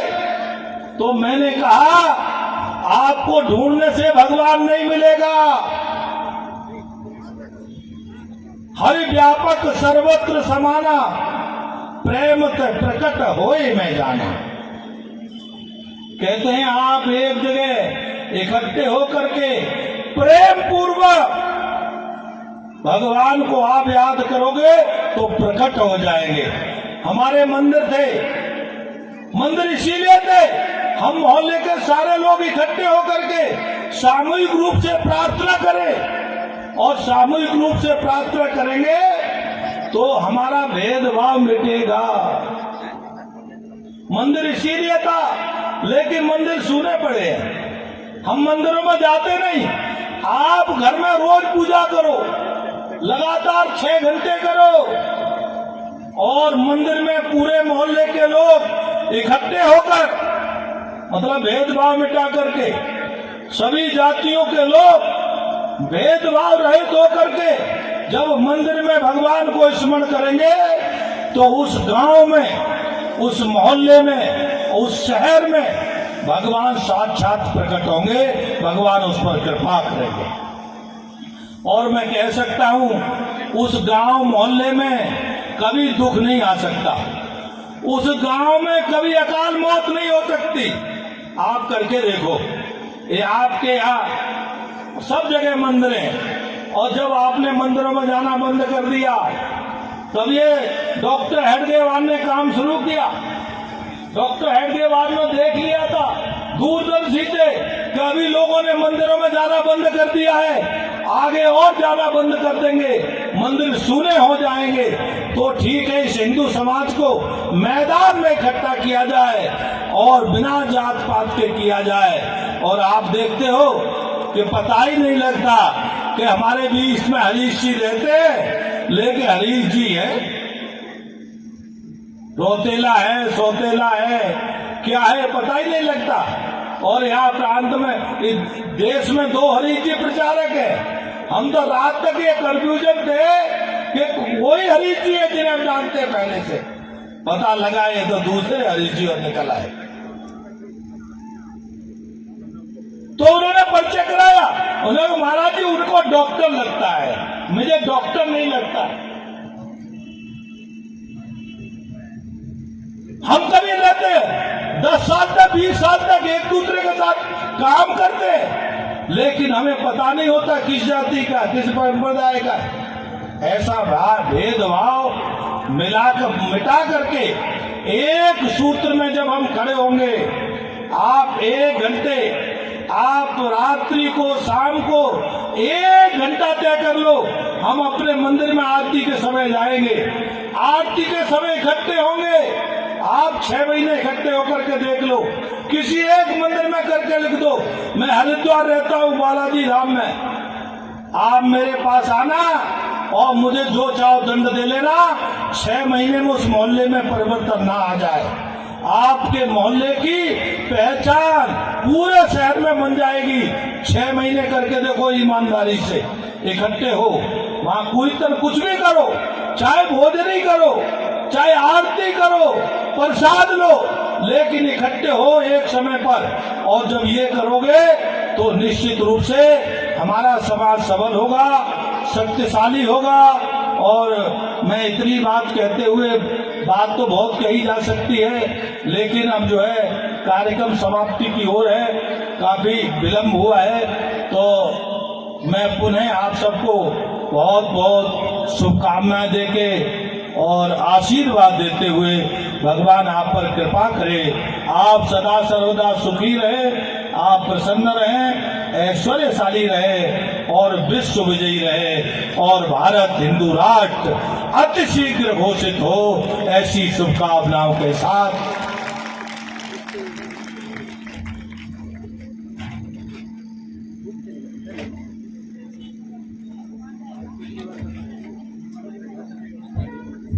धन्यवाद महाराज जी, हमें महाराज जी के आशीर्वचन वचन सुनने को मिले। इसके बाद बाल कविता हमारे सिख समुदाय के बाल स्वयंसेवक प्रस्तुति देंगे।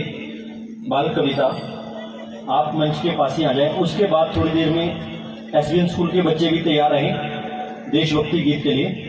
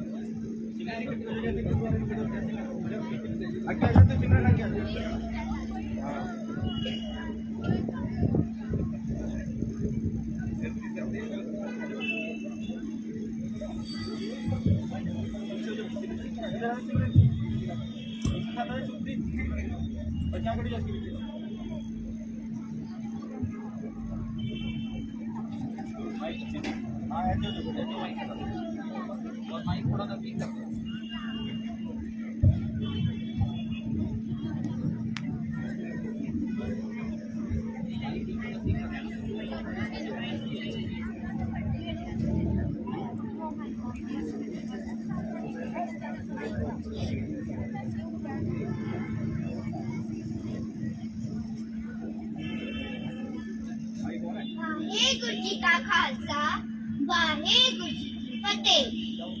यहाँ पर उपस्थित सभी लोगों का अपना कीमती समय निकालकर यहाँ पर पहुँचने पर आप सभी का हार्दिक स्वागत करती हूँ। मैं धन्यवाद करना चाहती हूँ विशाल हिंदू सम्मेलन के आयोजकों का, जिन्होंने इतने बड़े कार्यक्रम में हमें गुरु साहिब की कविता गायन करने का समय दिया। आप सभी के सामने गुरु साहिब की एक छोटी सी कविता प्रस्तुत है।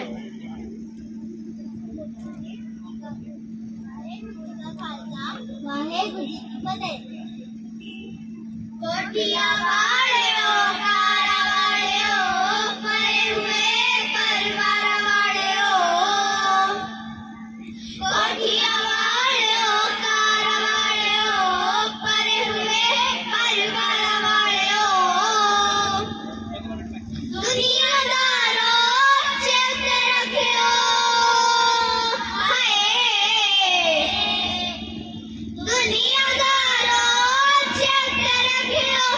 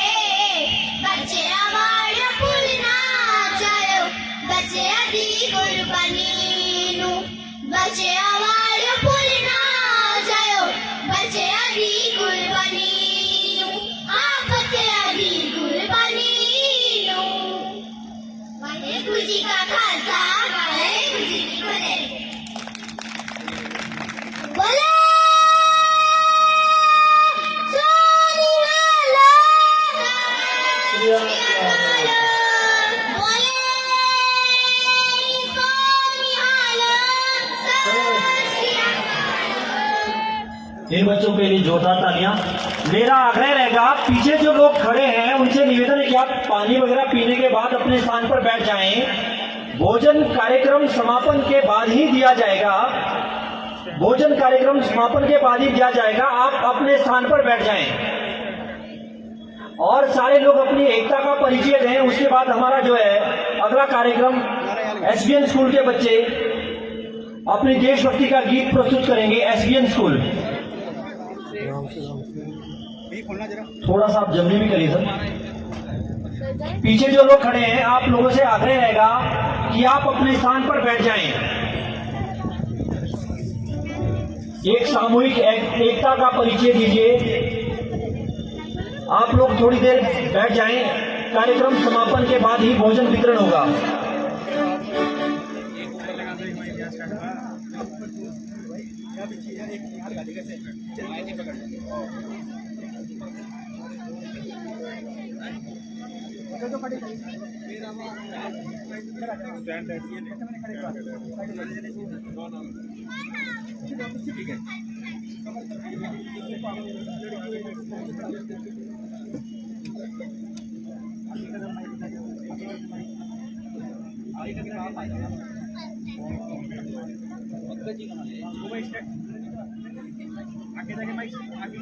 एक और माइक यहाँ पकड़ लेगा, एक और माइक है, ये रहा, एक माइक यहाँ पकड़ लेगा, आप पकड़ लेगा, दोनों लग के पास, हाँ माइक ऐसे पकड़ लो,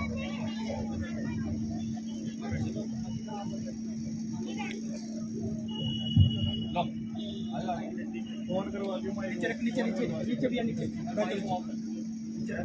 नीचे वाली जगह पली साइड को बीच में पली। अरे भाई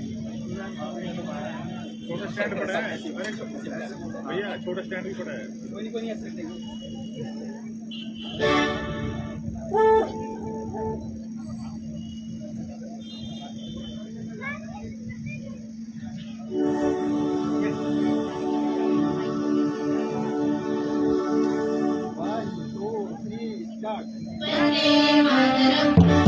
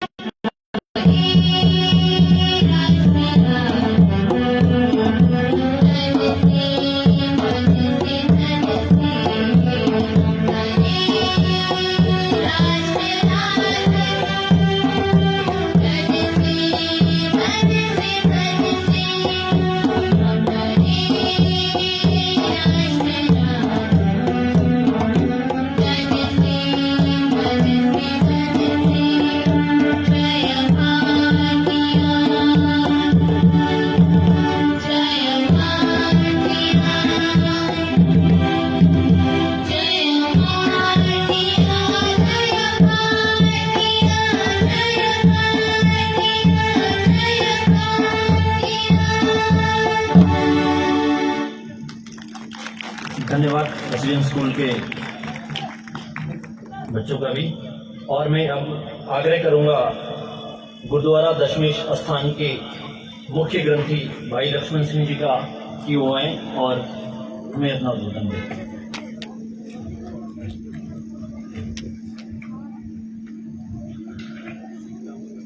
वाहेगुरु जी का खालसा वाहेगुरु जी की फतेह।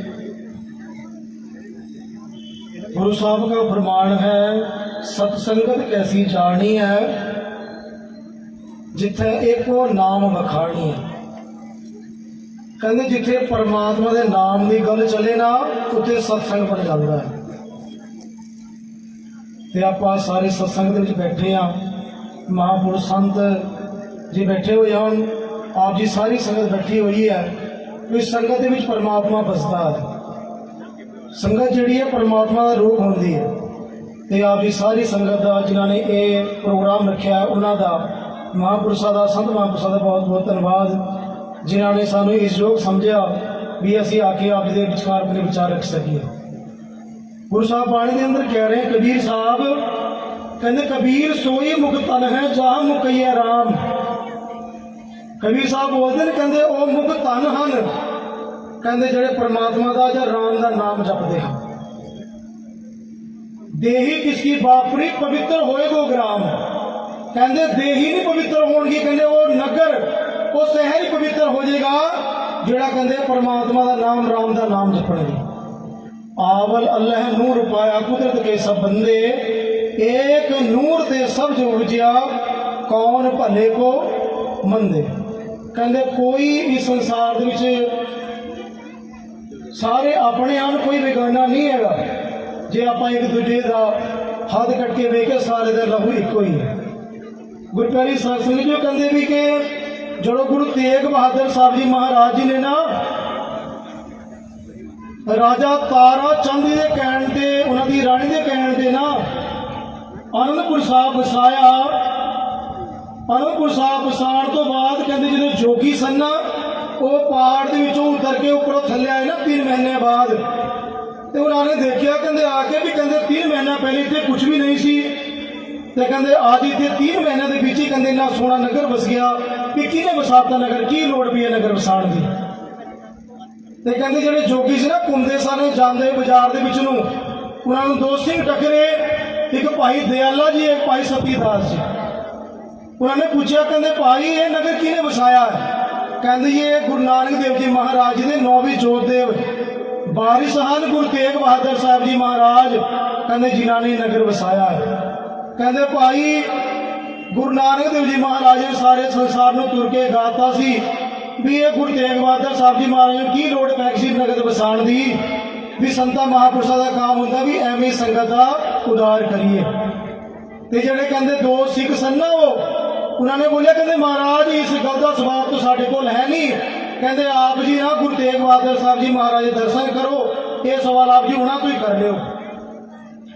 कहते जेडे जोगी सन जो पंडाल के दरबार के गए, गुरु तेग बहादुर साहब जी महाराज अपने स्थान से सजे हुए हैं, जिमें पंडाल प्रोग्राम चलिया है इसी तरह प्रोग्राम चलिया होया सीगा, कीर्तन हो रहा सी। जाके जो कीर्तन की समाप्ति हुई जोगिया ने जाके दुआ सलाम की अपनी, उन्होंने सवाल किया कहते महाराज आप जी साधु संत हो, महाराज आप जी नगर वसाण की की लोड़ पै गई।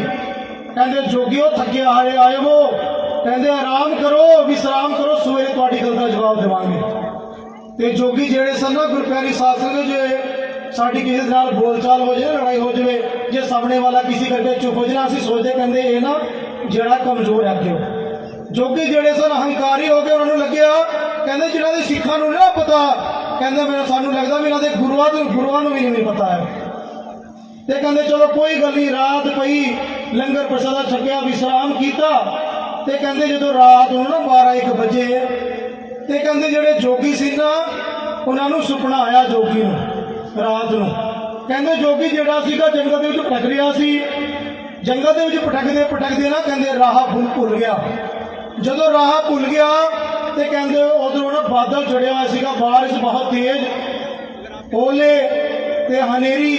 कहते उन्हें ना बारिश तो बचन करके ना एक गुफा के ਆਪਣੀ ਜਿਹੜੀ ਸੀਗੀ ਉਹਨੇ ਬਚਾਅ ਕੀਤਾ ਆਪਣਾ ਜਾ ਕੇ। ਜਦੋਂ ਬਚਾਅ ਕੀਤਾ, ਹੁਣ ਜਿਹਦੀ ਗੁਫਾ ਸੀ ਉਹਨੇ ਆਉਣਾ ਸੀਗਾ, ਤੇ ਕਹਿੰਦੇ ਜਦੋਂ ਬਾਰਿਸ਼ ਪੈਣ ਲੱਗੀ, ਗੜੇ ਪੈਣ ਲੱਗੇ, ਓਲੇ ਪੈਣ ਲੱਗੇ, ਤੇ ਕਹਿੰਦੇ ਜਿਹੜਾ ਸ਼ੇਰ ਸੀਗਾ ਨਾ ਉਹ ਸ਼ੇਰ ਦੀ ਗੁਫਾ ਸੀ।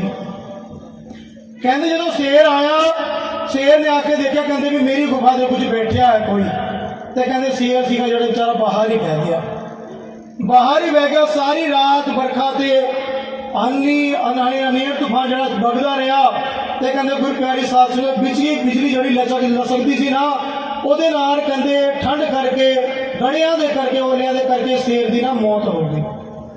ਕਹਿੰਦੇ ਜਦੋਂ ਸ਼ੇਰ ਦੀ ਮੌਤ ਹੋਈ ਨਾ, ਕਹਿੰਦੇ ਉਹ ਜੋਗੀ ਜੀ ਜਿਹੜਾ ਸੁਪਨੇ ਵਿੱਚ ਕਹਿੰਦੇ ਉਹ ਗੁਫਾ ਦੇ ਵਿੱਚ ਹੀ ਬੈਠਾ ਰਿਹਾ।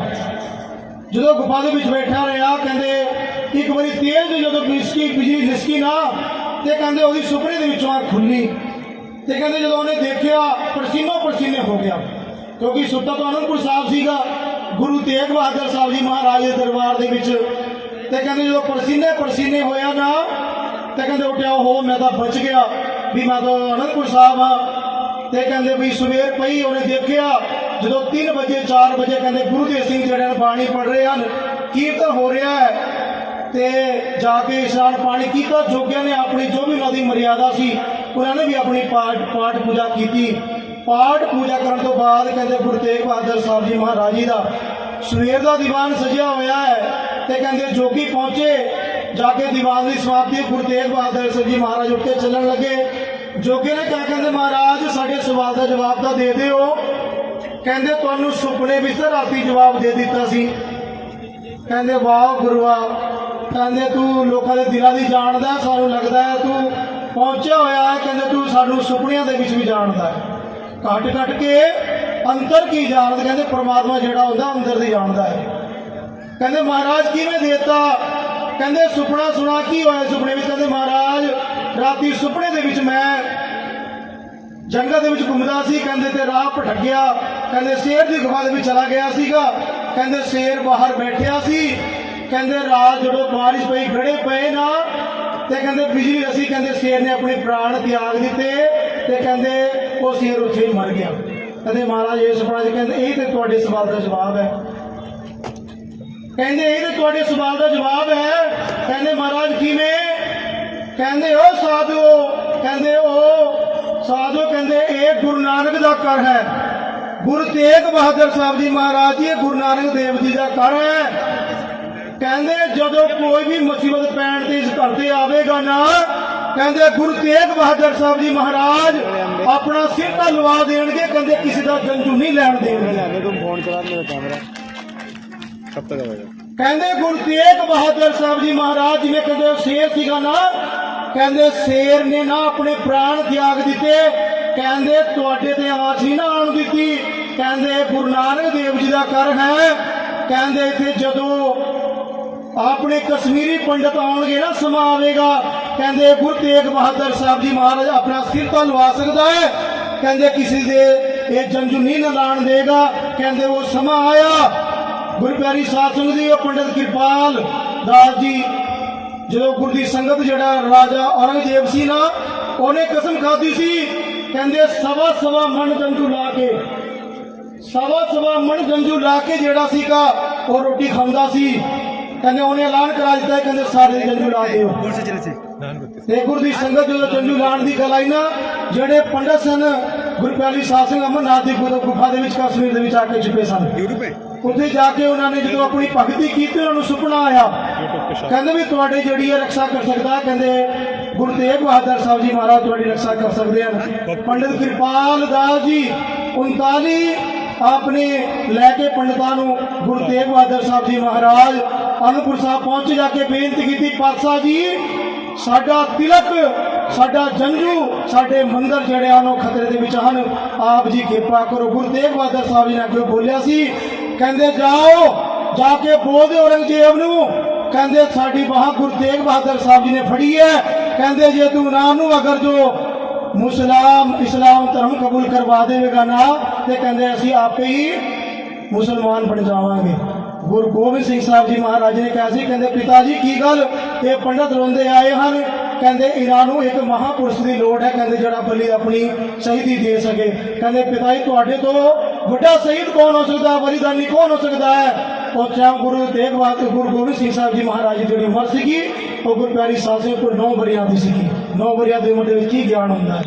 ਗੁਰੂ ਤੇਗ ਬਹਾਦਰ ਸਾਹਿਬ ਜੀ ਮਹਾਰਾਜ ਜਾ ਕੇ ਤਾਂ ਦਿੱਲੀ ਦੇ ਵਿੱਚ ਜਾ ਕੇ ਆਪਣਾ ਜਿਹੜਾ ਸ਼ਹੀਦ ਦਿੱਤਾ, ਬਲੀਦਾਨ ਦਿੱਤਾ, ਹੋਰ ਕਈ ਸਿੰਘ ਉੱਥੇ ਸ਼ਹੀਦ ਹੋਏ। ਤੇ ਗੁਰੂ ਗੋਬਿੰਦ ਸਿੰਘ ਸਾਹਿਬ ਜੀ ਮਹਾਰਾਜ ਜਿਹੜੇ ਸਾਹਿਬਜ਼ਾਦੇ ਸਨ, ਭਾਈ ਸਾਹਿਬ ਨੇ ਦੱਸਿਆ ਵੀ ਚਮਕੌਰ ਦੀ ਗੜੀ ਦੇ ਵਿੱਚ 2 ਸਾਹਿਬਜ਼ਾਦੇ ਸ਼ਹੀਦ ਹੋਏ ਦੇਸ਼ ਨੂੰ ਬਚਾਉਣ ਦੇ ਵਾਸਤੇ। 2 ਆਪਣਾ ਫਤਿਹਗੜ੍ਹ ਸਾਹਿਬ ਸਨ ਦੇ ਵੀ ਸ਼ਹੀਦ ਹੋਏ। ਇਹ ਦੇਸ਼ ਨਾ ਹੁੰਦਾ ਜੇ ਪਿਤਾ ਦਸ਼ਮੇਸ਼ ਨਾ ਹੁੰਦਾ।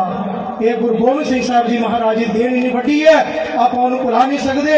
ਕਿ ਗੁਰੂ ਪਿਆਰੀ ਸਾਹਿਬ ਨੂੰ ਸਾਰਾ ਦੇਸ਼ ਹੀ ਪਰਮਾਤਮਾ ਜਗ੍ਹਾ ਦੀ ਆਪਾਂ ਖੇਤੀ ਹੈ, ਆਪਾਂ ਉਹਦੇ ਇੱਕ ਦੂਜੇ ਦੇ ਵਾਰਿਸ ਹੈ, ਇੱਕ ਦੂਜੇ ਦੇ ਆਪਾਂ ਪਿਆਰ ਮੁਹੱਬਤ ਦੇ ਨਾਲ ਰਹਿਣਾ ਹੈ। ਇਹੀ ਮੇਰੀ ਜਿਹੜੀ ਬਾਣੀ ਦਾ ਵਿਰਾਮ ਹੈ। ਮੈਂ ਬਹੁਤ ਜ਼ਿਆਦਾ ਨਾ ਬੋਲਦੇ ਵੀ ਸਮਾਂ ਬਹੁਤ ਜ਼ਿਆਦਾ ਹੋ ਚੁੱਕਿਆ ਹੈ। ਇੱਥੇ ਆਪਣੀ ਗੱਲ ਨੂੰ ਸਮਾਪਤੀ ਕਰਦਾ ਹੈ ਜੀ। ਇੱਕ ਵਾਰੀ ਸਾਰੀ ਸੰਗਤ ਜੈਕਾਰਾ ਲਾਉਣਾ ਹੈ ਜੀ। ਬੋਲੇ ਸੋਨੇਹਾ ਵਾਹਿਗੁਰੂ ਜੀ ਕਾ ਖਾਲਸਾ ਵਾਹਿਗੁਰੂ ਜੀ ਕੀ ਫਤਿਹ। ਕੋਈ ਆਪ ਸਭ ਦਾਸ ਤੋਂ ਨਿਕਲ ਗਿਆ ਹੋਵੇ ਤੇ ਦਾਸ ਕੀ ਮਾਰਾ ਜਾ ਸਕੇ ਜੀ, ਉਹਦੇ ਚੁੱਕ ਦੀ ਮਾਫੀ ਬਖਸ਼ਣਾ। ਵਾਹਿਗੁਰੂ ਜੀ का खालसा वाहिगुरू। धन्यवाद भाई साहब। अब मैं आग्रह करूंगा बहन अंजना जी से कि वो आए और अपना उद्बोधन दें। बहन अंजना जी, और उसके तुरंत बाद जो है हमारे स्कूल के जो भी छात्र हैं वो भी बैठ जाएं आगे, उनको भी उसके बाद हमने सम्मानित करना है। बहन अंजना जी। धन्यवाद भाई साहब। सर्वप्रथम मैं माँ भारती के चरणों में नमन करती हुई इस पवित्र भूमि को वंदन करती हूँ, जिसमें आज इतनी भारी भरकम सभा चल रही है। उस प्रभु की ही अनुकंपा है कि इस गोविंद की नगरी में, इसी गुरु गोविंद की नगरी में आज सनातनी सारे एकत्रित हुए हैं। तो अपने लिए जोरदार तालियां। मैं वंदन करती हूँ मंचासीन हमारे महर्षि हमारे बीच जो बैठे हैं, प्रबुद्ध भाई और सभी उपस्थित राष्ट्रभक्त भाइयों से और तेजस्वी बहनों को मेरा बार बार वंदन है। वंदन है मेरे उन युवाओं को जिन्होंने आज अपना समय निकाला है और अपने सनातन को समझने का प्रयास किया है। आज की ये सभा बताती है कि सनातन धर्म की जड़ें कितनी गहरी और कितनी सशक्त हैं। तो एक बार जोरदार तालियां इस सनातन धर्म के लिए। मैं अपने आप को गौरवान्वित महसूस कर रही हूँ कि मुझे आज उस विषय पर बोलने का अवसर मिला है जो मैं स्वयं में हूँ, अर्थात भारतीय परिप्रेक्ष्य में नारी और उसका योगदान। ममता मैं सौभाग्यशालिनी शुभ हूँ मंगलकारी हूँ। ममता मैं सौभाग्यशालिनी शुभ हूँ मंगलकारी हूँ। खुशबू कली चांद का टुकड़ा हर उपमा पे भारी हूँ। वक्त पड़े तलवार हूँ मैं और कभी चिंगारी हूँ। गौरवमय इतिहास है मेरा, मैं भारत की नारी हूँ। नारी जिसको अनेक नामों से जाना जाता है, महिला पूरी पृथ्वी को हिला देने की क्षमता जिसमें है वो महिला है। गृहिणी सारा घर जिसका ऋणी है वो गृहिणी है। और स्त्री को तो अगर मैं परिभाषित करूं तो इसको शब्दों में विच्छेदित कीजिए, स त र और ई, अर्थात जिसमें सतोगुण रजोगुण तमोगुण और ईश्वरीय शक्ति तीन चारों विद्यमान है वो स्त्री है। तो यदि आप ऐसी स्त्रियां हैं तो तालियां बजाइए अपने लिए। जब जब समाज को जैसी आवश्यकता पड़ी है स्त्री ने वही रूप धारण किया है। जब उसमें सतोगुण प्रधान होता है तो अपनी संतति को, अपने समाज को, परिवार को, राष्ट्र को वो ज्ञान देती है और सरस्वती का रूप धारण करती है। जब समाज का पालन पोषण करना है तो उसमें रजोगुण प्रधान होता है। और जब समाज या उसकी संतति के प्रति, उसके प्रति, उस समाज के प्रति कोई दुराचारी लोग दूरदृष्टि रखे तो उनका नरसंहार करने के लिए वो दुर्गा काली का रूप धारण करती है और इस समाज को उन दुर्संहारों से बचाती है। ऐसी नारी हमारी भारत की है। भारतीय दृष्टि में नारी को हमेशा ही विशिष्ट स्थान दिया। सनातन धर्म के अनुसार यत्र नार्यस्तु पूजन्ते रमन्ते तत्र देवता। हम उस धर्म से संबंध रखते हैं, हम वो सनातनी हैं जहां स्त्री को देवी का रूप माना गया है। लेकिन क्यों? ये जानने योग्य अवश्य है, क्योंकि भारतीय नारी में बहुत सारे गुण रहे हैं। पृथ्वी सी क्षमता रही उसमें, सागर सी गंभीरता उसमें है, सूर्य सा तेज उसमें है और चांद जैसी शीतलता उसमें है। इसलिए भारतीय नारी विशिष्ट है। करुणा, प्रेम, दया, सहनशीलता और पवित्रता की प्रतिमूर्ति स्त्री रही है, इसलिए वो भारतीय नारी विशिष्ट है। और विश्व की नारी को हमारा अनुसरण करने की आवश्यकता है, हमें उनका अनुसरण करने की आवश्यकता नहीं है। ऐसी भारतीय नारी हैं आप। तो भारतीय नारी होने पर अगर आपको गर्व महसूस होता हो तो जोरदार तालियां बजाएं। जब भी अपने आप को जानना हो तो अपने अतीत में जानना अति आवश्यक है। हम देखें, भारत में हमेशा ही स्त्री को विशेष दर्जा मिला है। वैदिक काल में देखें तो स्त्रियों को हर तरह की छूट थी। वो शिक्षा में अग्रणी थी। मैत्री और गार्गी इसका उदाहरण है। वो खगोल शास्त्रीय थी, उनको अंतरिक्ष का ज्ञान था। अचरज होगा आपको ये जानकर कि विश्व ने तो अंतरिक्ष को अब देखा है, हमने तो वैदिक काल में ही देख लिया था। देवहूति नामक एक वैज्ञानिक ने 9 बार अंतरिक्ष की यात्रा कर ली थी। ऐसी भारतीय नारी नहीं है। हम उस महान सूर्य की संतान हैं जिसने ब्रह्मा, विष्णु और महेश को 6 महीने का शिशु बना दिया। तो क्या आपको गर्व नहीं होगा?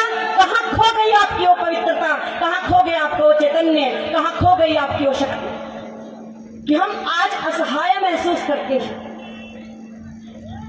कैसे पैदा हुए थे वो वीर शिवाजी, रामकृष्ण कैसे पैदा हुए थे? उनको पैदा करने वाली जननी हम में ही थी। क्योंकि ऐसा कहा जाता है कि समाज में, परिवार में अगर एक पुरुष शिक्षित है तो सिर्फ एक इंसान शिक्षित है। लेकिन जिस परिवार में एक स्त्री सुसंस्कारित होती है वो अपनी 7 पीढ़ियों को धर्म पर चलने के लिए प्रशस्त कर देती है। क्योंकि हम वो वीर प्रसूता माए हैं जिन्होंने वीर शिवाजी को जन्म दिया। वो जीजाबाई अगर शिवाजी के हाथ में रामायण और महाभारत की पुस्तकें नहीं पकड़ाती और उनको धर्म का ज्ञान नहीं देती तो शायद वो कभी भी शिवाजी नहीं होते।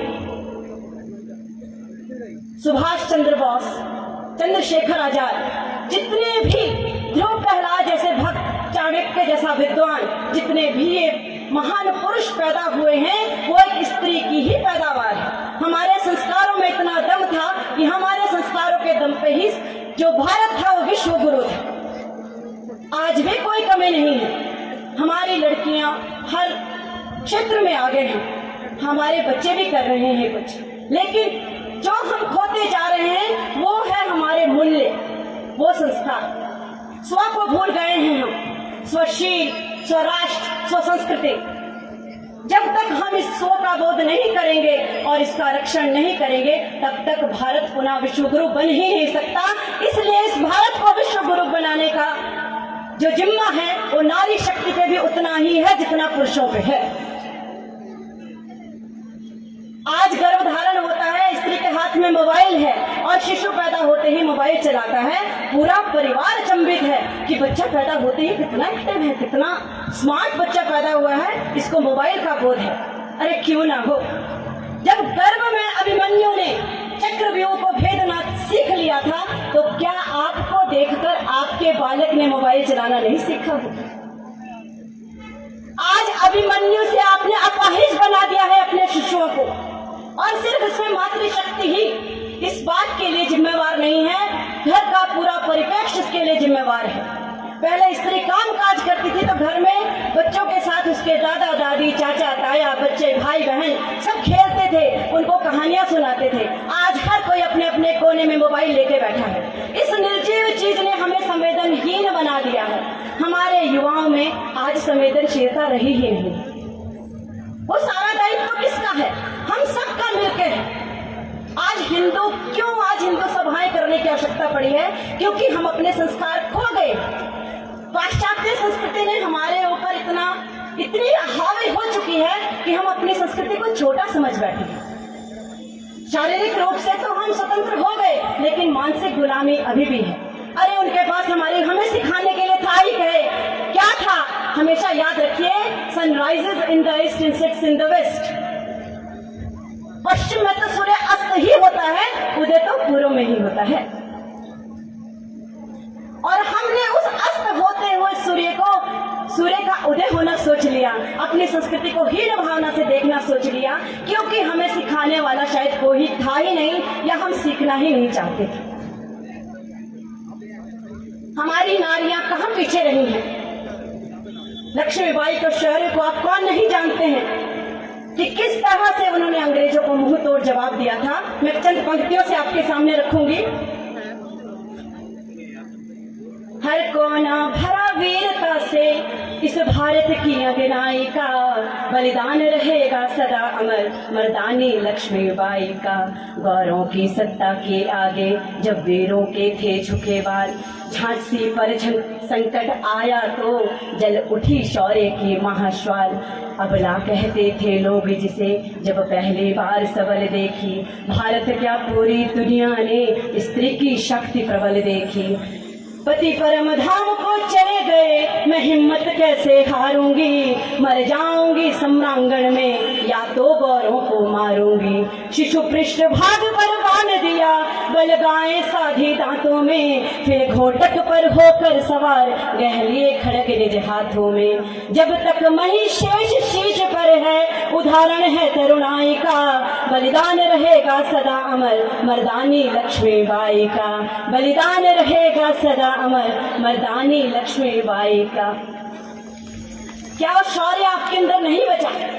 वो पराक्रम आपके अंदर नहीं बचा? ऐसा नहीं है कि बचा नहीं है, बल्कि हमने उसको जगाया ही नहीं है। याद रखिए, अब आपको किसी से भी बचाने के लिए राम अवतार नहीं लेंगे, कृष्ण अवतार नहीं लेंगे, आपको स्वयं ही खड़ा होना पड़ेगा। आपको अपने सुप्त चेतना को जगाना होगा। आप शक्ति हैं, याद रखिए, और शक्ति होके आपने आगे जो है शक्ति ही प्रदान करनी है। अपनी संतति का आपके ऊपर बहुत बड़ा दायित्व है।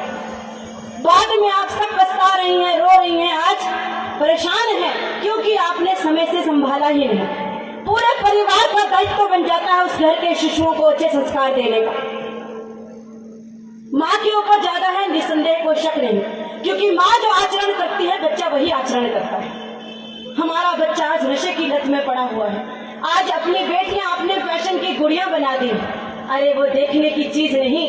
अपनी बेटी को बनाना हो तो सूर्य जैसा बनाओ कि कोई उसकी तरफ दृष्टि डाले तो जल उठे।